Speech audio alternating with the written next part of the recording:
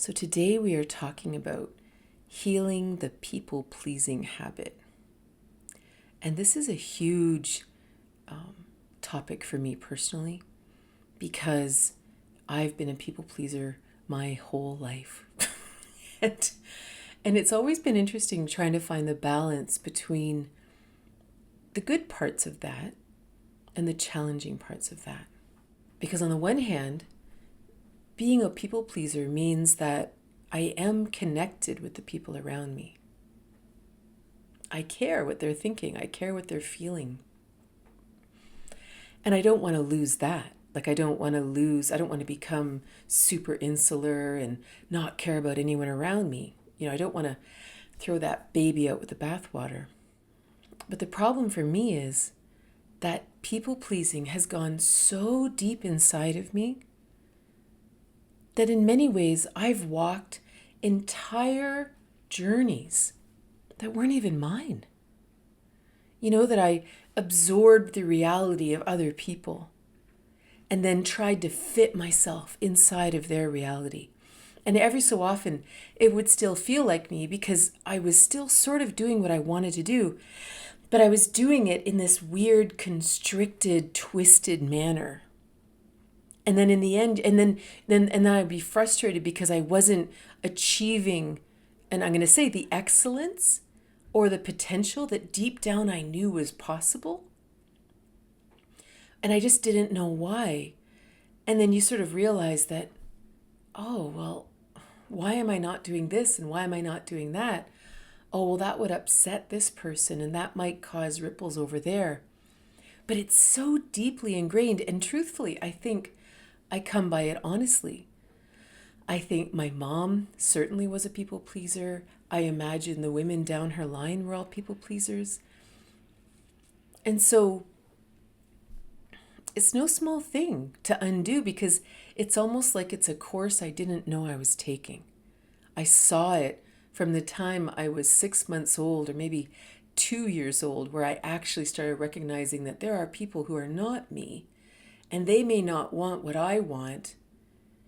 And then at that point, am I choosing to make them happy or am I forcing them to make me, the terrible twos? What's that question? And honestly, it's always interesting when people say, oh, she was such an easy child. She was so happy all the time. She didn't have those terrible twos like some children have.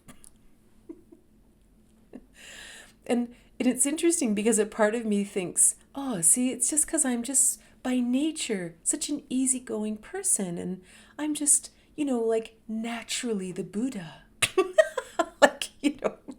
In spiritual land. But what if the reality is when I was 2, maybe I should have kicked up a fuss a bit more. Maybe I should have been more frustrated with the fact that I didn't like what was going on or I wanted what I wanted. It's an interesting question. And so this is why I feel this is such an important topic. Because many of us have just absorbed this external locus of control or this external approval or this external power that then sort of defines our world. And then one day you wake up and you're 30 or 40 or 50 or 60 and you're like, I don't even know who I am anymore. I don't even know what I like to do. I don't even know what I would do with a quiet Sunday afternoon because I'm not thinking about what other people want to do. So I have to tell you a story. And I wrote a book about this. And it's called You Don't Have to Eat the Eyeballs. And this is my ultimate people-pleasing story. And it was quite a turning point for me. I was traveling. In 2018, I gave away all my belongings and I just traveled with a backpack. And I stayed in people's homes who wanted to learn English. Sometimes I stayed with friends or students or just on my own. But there's this great website, I don't know if it still exists, called Talk B&B, where because I'm a native English speaker, people will invite you into their homes who want to practice English. And so one of the places I stayed was in Guadeloupe, down in the Caribbean. And I stayed with this, lovely family, and I was supposed to be there for 3 months. And when I got there, they were, okay, we're going to take you out for dinner. And we go out for dinner, and I couldn't speak the language. Guadeloupe is owned by France, and so there is French there. So I thought, well, maybe my limited French that I learned in school, because I'm in Canada, maybe that would get me by okay. But it didn't. There was a heavy, heavy patois mixed with French, and I couldn't understand anything. And so it was one of those experiences. You go out for dinner and you don't even know what to order. Like, the whole thing isn't organized in a way that I even understand how you eat. And so I told them that, and they said, okay, well, you must have the fish. So we sat down, and the fish comes, and it's cut. Imagine a whole fish cut in three, and there's the head on the bottom, and then the tail, and then the middle on the top, and there's lovely sauce on it, and some, beans and rice and fun things. So I'm looking at this fish, and to truly understand that I am not an adventurous eater, like, at all. I am a very, very, very boring, simple eater. So, but I want to be polite. They've opened their home to me. They're strangers for all intents and purposes. So I look at the top fish and the top half, third, and I start to piece out the meat. Of course, it's all the bones and everything, and I'm piecing out the meat, and I'm literally terrified just to get a bone. And I eat that, and then I get to the tail, and I kind of dig the meat out of the tail. And then there's this huge head sitting there looking at me. And I'm like, So I start eating the beans and the rice. And the one woman says to me, she says, why are you not eating the head? And I'm like, and to also understand, I'm tired. Traveling the world with a backpack with no home base and all that sounds really romantic on Instagram. But the reality is, it's exhausting, and it's exhausting emotionally. There's something really curious about living in different cultures and always having people speaking languages you don't understand. And it's almost like you're always reaching for connection to people, but you can't connect to them in the ways that you normally would connect to them. And so I'd already been traveling for over a year by this point, and I was a little tired. And so I look at her, and I'm like, I said, but it's just brains. And I don't understand what I would be eating. And she looked at me, she was all like annoyed with me, and she says, well, you have to at least eat the eyeballs. And I'm serious about me not being an adventurous eater. Like, when I go to a restaurant, I get the same thing every time for 30 years. Like, that's me. I'll be creative in other aspects of my life. Food's not one of them. And I looked at her, and I looked at these big eyeballs, and inside I started dying, like just dying. I was like, I don't know what to do. And so I had all these in my mind. I'm like, you can do it, Trina. Come on, you can do it. You've done harder things. You've had children. You've done this. You were married. A million things. It's like, come on, you can do it. And then finally, I thought to myself, you know what? You eat wieners, Katrina. Eat the darn eyeball. So I took my fork. I stabbed it, which was disgusting. I pick it up. I'm dying. I put it in my mouth, and it's so big. I had to chew it. I am dying. And there was something hard inside of it, which is, I don't know, it's like part of the eyeball. And I spit it out, and they're all laughing. And I'm like traumatized by this horrible experience. Anyway, I get home, and I call a friend of mine who's not a people pleaser. I said, you wouldn't believe what happened. Oh my God. And then they gave me this and I had to eat this eyeball and she was so funny. And she just said to me, why didn't you just say no? And it had never dawned on me that I could say no. It isn't like I thought about it and weighed the pros and cons. I never considered saying no. And this is the weird thing about people pleasers. We actually aren't often thinking, how do I say no? Sometimes we are. But when we're not, we're actually just thinking, all right, this situation is in front of us. How do I get through it? We never even think of saying no. And then I started thinking to myself, how many metaphorical eyeballs am I eating all the time? Whether they're conversations, whether they're time spent, whether they're jobs, it doesn't matter. How often am I doing this?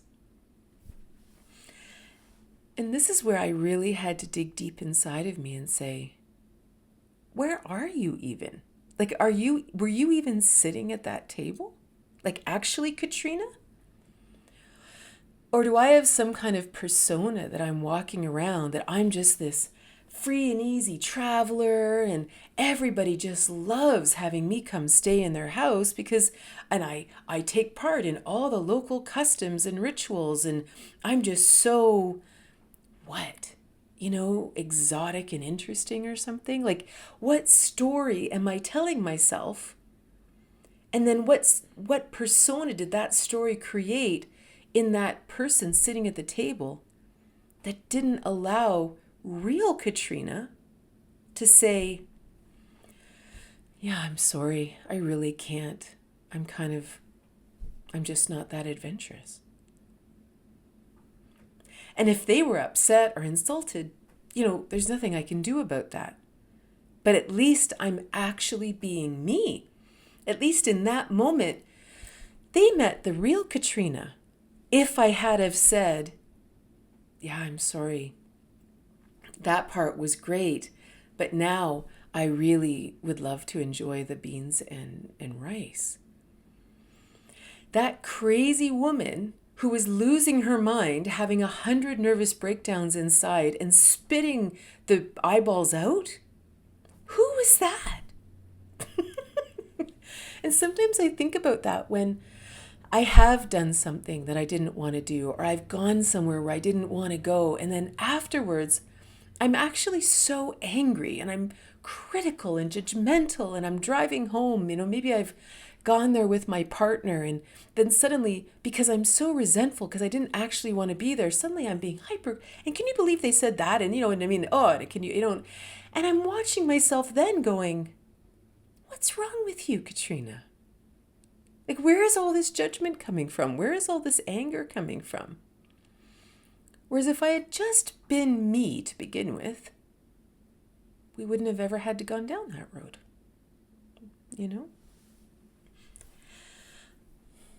So one of the reasons that I've been uncomfortable and why I've been a people pleaser is because I've often, and still to this day, struggle with being uncomfortable with other people's discomfort. It bothers me that you're not okay. And whether it's an empathic thing, that's sort of that human connection to other humans, and maybe I'm picking up on their emotions or whatever. But all of a sudden, if anyone else isn't happy, I can't be happy. And I remember when my son was first born. So my son's 30 now.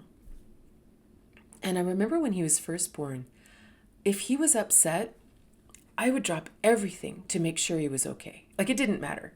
And I did the same with his dad. I did the same with my dad. I did the same with everybody. I did the same with my in-laws. If they weren't okay, I had to stop everything and make sure they were okay. This was a pattern. But I really noticed it in my son because I just had a different love and a different connection to him. And I couldn't blame him. You know what I mean? I couldn't hold him accountable as a fully functioning adult. He's 8 months old. And then I had a daughter 2 years later. And now I'm running like crazy around these two children, two infants. And we bought our farm. I had married a dairy farmer.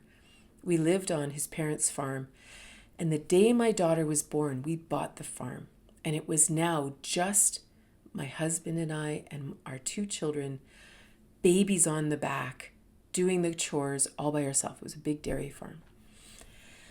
And now, not only am I farming, milking cows, doing all the things, I'm also running myself ragged, with my babies. But then when they were 2 and 4, I got sick. I had breast lumps. Whole great big story of healing and learning and meeting my first spiritual teacher. But one of the number one things that Jim, my teacher, tried to pry out of me was what we would call negative emotion. Because I had this belief that I always had to be level, right? I always had to be okay. I always had to be happy.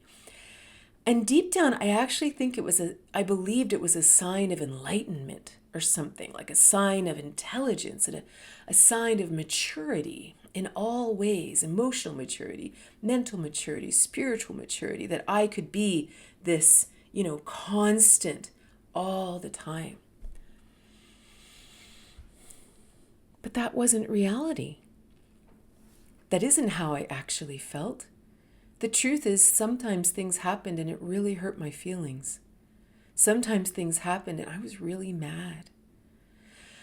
And I remember Jim, he would poke me. He would say things just to make me angry and poke me and poke me and poke me until finally I would lose my mind and I'd be like, Jim, blah, and I would yell at him just like in all my fury. And he'd look at me with that twinkle that only a guru has. And he looks at me and he starts to smile and he's like, there you are. And this is what he would do. And I'd be so angry. And he'd say, why didn't you just get angry the first time? What is so wrong with anger? What is so wrong with sadness? Why do you judge these feelings so much? And this began my journey of deeply feeling my emotions, all of them. Not just the happy, calm ones, but the anger, the sadness, the joy, the hope, the disappointment, the grieving, everything. And I started to realize that all of these emotions made me a complete person. That just calm Buddha-like Katrina isn't actually who I am.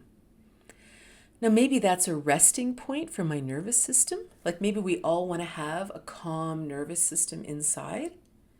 But that has nothing to do with my emotional response to the world. I'm allowed to be happy, and I'm allowed to be sad, and I'm allowed to be disappointed, and I'm allowed to be angry. I'm allowed to grieve for as long as I want. It has nothing to do with my inner nervous system, right? It has nothing to do with my state of being. It's just being alive. So what happened was so I had a healing, a miraculous healing. The lumps came out the side of my breast. It was this whole amazing thing. That was 26 years ago, all is well. But after that, whenever my son was sad, I was okay with it. Sometimes he just woke up on the wrong side of the bed. And I would just be, is there anything I can do? Mom. Argh. And because I had worked so hard to feel my own feelings and to not judge them, I actually allowed him to have his feelings. I allowed him to be angry. I allowed him to be sad. I allowed him to be frustrated. I just allowed it. Now, But the funny thing is, what I find in my experience is I can totally sort it with my children and then still be afraid of my husband's or my partner's emotions. It's almost like they lie in different groups. Like during that time, because the breast lumps were in my left breast, according to Jim's wisdom, that signified that I struggled to tell the truth to people I was connected to by blood. So that would have been my dad, my sisters, my children. Whereas the issues in the right side are about non-blood relatives. So that would be partners, friends, people at work, neighbors, in-laws, that kind of thing. And I'm not saying this is across the board teaching. I'm just saying this is what Jim's theory in this case was. And so part of my journey was also healing my ability to allow my family to feel what they felt and not have to fix them. But then there's the whole right side of things. There's the husband, the in-laws, the whoever, everybody else. And it's an interesting thing. Why are we afraid of the emotions of our romantic partners? Are we afraid of being left? Are we afraid of being seen as difficult? That was a big one for me. When I was growing up, there was all these, I don't know what it was, whether they were tropes, whether they were stories, whether they were mythologies, I don't know, about why some women didn't marry. And it was always like the ugly older sister or the spinster or the, and people love to gossip. Like, obviously it's not so much today, but it's like, oh, well, they never did marry. Well, they are awfully difficult. I mean, like everybody had an opinion about why someone didn't marry. Weirdly, it didn't go the same towards men. They were just a confirmed bachelor and it was all very romantic or something. But women, there's something very weird about that, at least in the world I grew up in. And now I really internalized that. I never wanted to be that woman. Like even Shakespeare, Taming of his play Taming of the Shrew. Well, the premise is that there's two sisters. The young one who is beautiful and fine and lovely and sweet, and then her older sister who is difficult and temperamental, ironically named Katerina. and Kate, they would call her. I think there was another version of it, a version of the show called Kiss Me Kate or something like that. And the hero wants to marry the young woman, the younger sister. And the father says, oh, well, if you marry her, I'm never going to get rid of her sister. So you've got to find someone to marry off the old shrew, Taming of the Shrew. And then you can have my daughter. And this is the whole premise of that whole play. I obviously internalized this a little bit. So now all of a sudden I'm in any kind of romantic relationship, especially if it's a long-term marriage, long-term partnership. This teaching is so deep in me that what if they think I'm difficult? What if, am I being too much? Am I being, and maybe I'm being too argumentative. Maybe I'm being too judgmental. And no matter what's going on, I will go into the corner and go way past just owning my part of it. Obviously, we should always be aware of what part of it is us. But I would always go way past that and also own all of their part of it too. And then somehow create some story in my mind that I really created this whole thing. Just because I didn't want to just be honest. And the crazy thing is when I do this, I create all kinds of resentment towards the other person. And this resentment is like slipped under the rug of my consciousness, probably right into my subconscious or unconscious, and it sits there. And I'm sure it fuels nothing healthy. When instead, I could just be honest. And if I'm seen as being difficult, well then, I guess I'm difficult. Is this an ocean you want to surf? I guess that becomes the choice, Another thing that struck me one day was how I thought it was okay that I was upset. But I didn't want them to be upset, even if they had done something that hurt my feelings. Somewhere inside of me, it was better for me to carry all the pain and let them live on in ignorance that anything bad had even happened. Isn't that weird? Like the idea that, it reminds me, years ago, a man came to me for counseling. And he was really struggling with his partner and having a horrible time. And she was always yelling at him and screaming at him and all that. And I said to him, well, what does she say when you bring this up to her? And he said, oh, I don't bring it up to her. He says, I don't want to cause trouble. I don't want to cause trouble. And I remember saying to him, but you aren't causing trouble. You're just talking about the trouble that is. There is trouble. There is something amok. And you'd like to talk about it. Oh, no. But I have that training, right? I don't want to cause trouble. It's easier for me to just swallow it. Which of course it isn't, because it actually creates distance between us. And it maybe even sets up some kind of thing inside of me that now he owes me.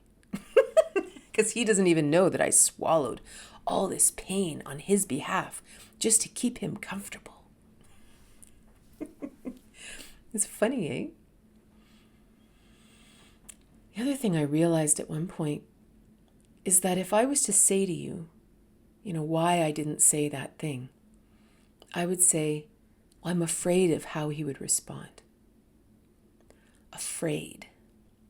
And that was really interesting to me, especially when I was married on the farm. I would think that a lot, that I was afraid. And my husband would never have harmed me. Not even in any way. Didn't yell, nothing like that. And so it is possible that I have epigenetic history, ancestral trauma, past life memories of being harmed. And so maybe I do hide a little because I'm afraid of rocking the boat. Gotta keep whoever happy. So that's possible. In which case, I need to come into the present moment. In this version of me in 2025, and make a different choice, right? If it's karmic, if it's ancestral, at some point the pattern has to end. The cycle has to be stopped. And so it's good to have the awareness, but it's not an excuse to keep doing it, because then it just means that I'm going to perpetuate this, not only in my own life, but in the lives of everyone around me. So it's interesting to kind of stop and say, well, then the buck stops here. Another big reason that I am a people pleaser. This is like Confessions with Katrina. Hi, my name is Katrina Boss.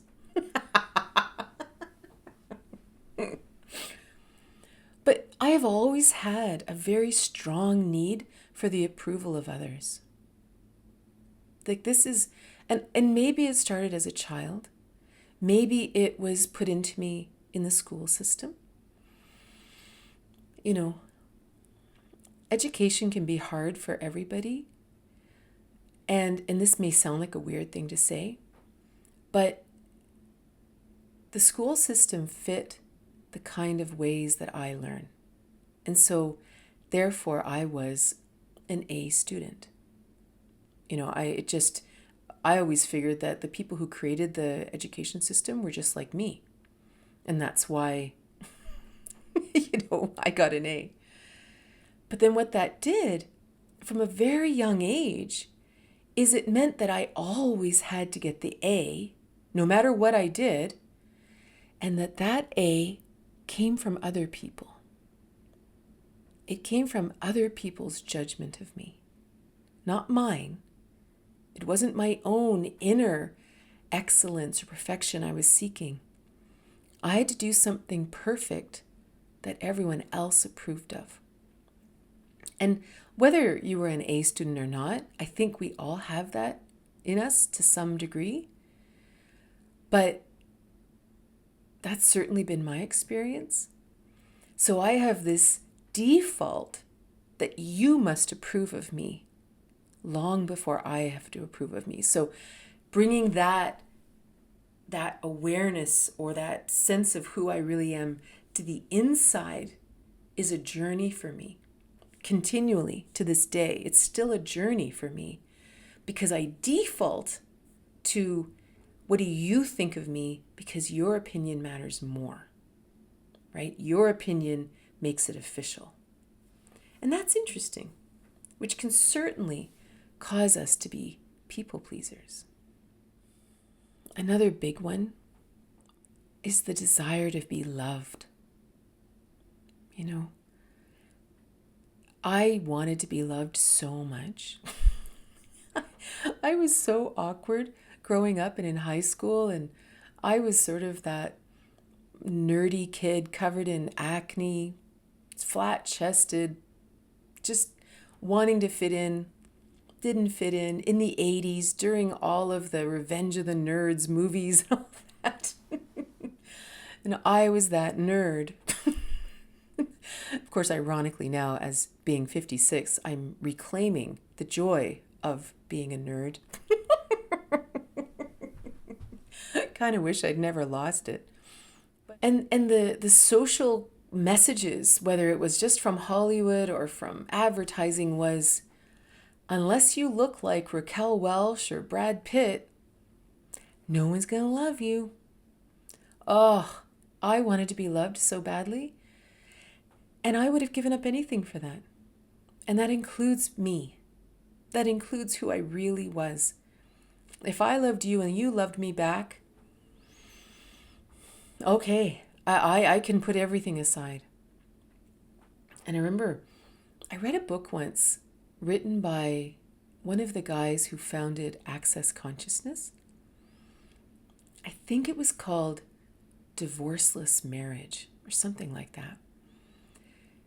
And they tell this great story about there's a guy in a car. And I'm saying it this gender way just because I'm a woman and, but you can obviously flip this around to be all the genders all the time.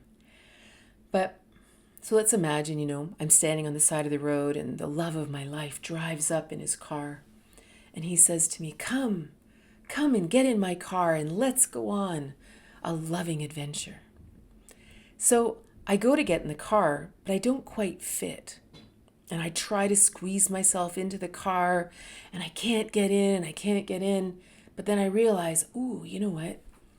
If I cut my right arm off, I'd fit in the car. So I cut my right arm off and I get in the car. Woohoo! This is awesome. And we go on this loving adventure and it's so amazing. Then I realize I'm still a little squished. You know what? I'll just cut my leg off. It's okay. I don't need that leg and I'd rather just be with this person in the car on the adventure, right? So of course, as it goes, you cut your other leg off, you cut your other arm off. And then eventually you're sitting there going, who am I? Can't do this, can't do that, can't do much. And very often this is where we find ourselves, that we've removed so much of us just to be loved, that we're barely even there. And for me, I was married for 20 years. And afterwards, it became this journey of finding my arms and legs again. Actually discovering who I ever was before I was married. And this has nothing to do with my ex-husband. This was me. He didn't cut my arms off. I did. Because I wanted his love, no matter what. So it's interesting, right? To just kind of look inside and say, what's that all about? Another thing I've always been afraid of is being different. You don't want to be different. You don't want to stand out. You don't want to be open for criticism. And this also is something that we have deeply inherited, like externally, the systems that we've been raised in really were hard on anyone who is different. The early Christian church, if you did not ascribe to the orthodoxy, if you did not take, what they said to be true, you were a heretic and you could be killed for that. That's pretty deep in our history. If, when they first sort of started molding the medical system in North America, and they went full out, medicine only, pharma only, if you practiced homeopathy or herbalism or hydrotherapy or anything, this was quackery. And, the whole idea of anarchism, people who said, I don't think the monarchy should be able to control us. And now you're an anarchist. This is deep inside of us. You can't go against the grain. Don't go against the grain. And so it's an interesting thing to kind of, did you know that the word heresy is actually the Greek word for choice? It just means that they chose something else. Isn't that crazy? This is me researching my new book, right? All about the sacred cows of our lives. And so it's interesting to be compassionate with ourselves, to say, it makes sense that you're afraid to stand out. It makes sense that you're afraid to go against the grain of the relationship with a family or society or anything. Because our ancestors, our heretical ancestors, weren't treated all that well, But in the end, the journey becomes one of self-love. Jim, my teacher, he used to define love as connection. So instead of thinking about self-love like looking at yourself in the mirror and saying, you're amazing, there was this Saturday Night Live skit with Stuart Smiley. And he used to have this whole spiel that he'd say, you're good enough and you're awesome and everybody likes you, or something like that. I'm good enough, I'm strong enough, and gosh darn it, people like you. Or something like that. There was this one time that they had Michael Jordan on there or something. So Stuart has terrible self-worth. And so Michael and Stuart's like, you know what it's like when, everybody else is better than you? And Michael Jordan, at this was in his high point. He's like, well, actually, I am the best basketball player alive right now. And Stuart Smiley's like, oh, Michael, denial is not just a river in Egypt. So anyway, and Stuart Smiley basically puts all of this self-doubt into Michael Jordan. And by the end of it, the two of them are sitting there looking in the mirror going, I'm good enough, I'm strong enough, and gosh darn it, people like me.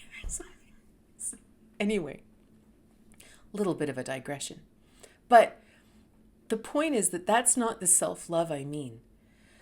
Imagine that self-love is simply the connection to your soul. That we're actually listening to our soul all the time. And isn't it strange that we don't? Isn't it strange that we aren't connected to our soul? When you really think about all of us, billions of people around the world, all given these unique bodies, circumstances, families, gifts, challenges, names. Our soul is here to guide us. Right? That's why we're here. It's the only thing that can guide us. To live disconnected from our soul is actually a very strange thing. So now imagine, here I am in Guadeloupe and I'm deeply connected to my soul. And it's kind of like I'm Katrina. And I recognize that my soul is having an experience here on earth. So suddenly my life isn't dictated by the circumstances around me. It's not dictated by what you think or what that person thinks or anything else. My life is dictated by my experience of everything that's going on. So suddenly I'm sitting at that table with the fish eyeballs staring at me, and my soul is saying, wow. And they're like, you should eat them. And it's like, yeah, I'm really not feeling called to eat those right now, but thank you so much. Would you like them? I hear they're a delicacy. Or you're in some wonderful romantic relationship and your soul is bursting with gratitude that you found this amazing human to play with and explore all these wonderful, loving things. And then something happens that doesn't feel right. And you, in full connection to your soul, says, hey, this isn't feeling great. Can we have a conversation about this? Or even, you're with your family, because sometimes family is very challenging. And they are all the personalities that they've always been. Easy, hard, angry, happy, optimistic, pessimistic, who knows, mean, kind. And your soul is wandering through these very curious personalities. And you're like, wow, the pessimistic guy, whoever that person is like, wow, he's really angry today. Wow. It's not up to you to make him happy. It's not up to you to change anything. But your soul is having an experience of them. And maybe they even say something mean to you, something cutting or sarcastic. And your soul's like, whoa, wow, that really smarted. And maybe you choose to say something or you choose not to say something and you just avoid them. You know what I mean? It's all about simply your experience of it. It's not going to suddenly change your behavior or do anything. It's just like, wow, they're feeling pretty ripe today. Like they're in quite a mood. And if you're in any kind of relationship that is deeply important to you, suddenly conflict becomes a very interesting exploration. When you're really in that self-love, soul-connected place. Because you're sitting there and there's this conflict and I often think this, if my partner and I are having an issue and we seem to be at a standstill. When I check in with myself says, I really love this guy and he has a really beautiful heart. I wonder what's going on here, really. There's something that happens when I can tap in with that soul-centered part and I remember love. Like I remember connection, even though right now there could be darts flying, energetically or whatever. I don't know, life completely changes. And then the idea of people-pleasing becomes a strange thing. And so how we cultivate that connection to self, I truly believe this is the whole point of the yoga, the meditation, mindfulness, contemplation, doing whatever it is that makes you feel whole. Anything that we can do that makes us feel like ourselves. Even silly things like, My daughter and I have started going to the gym Monday, Wednesday, Friday mornings at 6 to go swimming. Well, I love swimming. I am born swimming. I swam on a swim team when I was a kid. I grew up near the water. I am a fish in the water. On earth, I'm pretty slow, but in water, I love it. And I hadn't swum in a long time. And I got in that pool. We just started swimming about 3 weeks ago again. And I'm swimming along, doing the front crawl, and I kept feeling like, this is what it feels like to do something you're good at. This is what it feels like to do something that's natural for you. Because so often we strive and we reach trying to do something that we're not good at. And sometimes it's good to learn, right? It's good to expand. But sometimes it's good to just let us be us and expand on the things we're already gifted in. And so connecting to ourself and self-love and our soul doesn't all have to be meditation. It can just be doing what you love that just sets your soul on fire, that you're just like, I love doing this. You know, there's just like a magical thing. So perhaps in the end, healing the people-pleasing habit, yeah, we have to look at all those little pieces, all the little things that might be little programs that are embedded in our minds that cause us to have that external locus of control, they call it. But in the end, it's all about actually having this lovely connection within. And then we can just go out and enjoy everybody, no matter how they are, no matter what they think of us. It's awesome. So thank you so much for being here. If people-pleasing and self-love is something that you would love to dive deeper into, this is my book. You don't have to eat the eyeballs.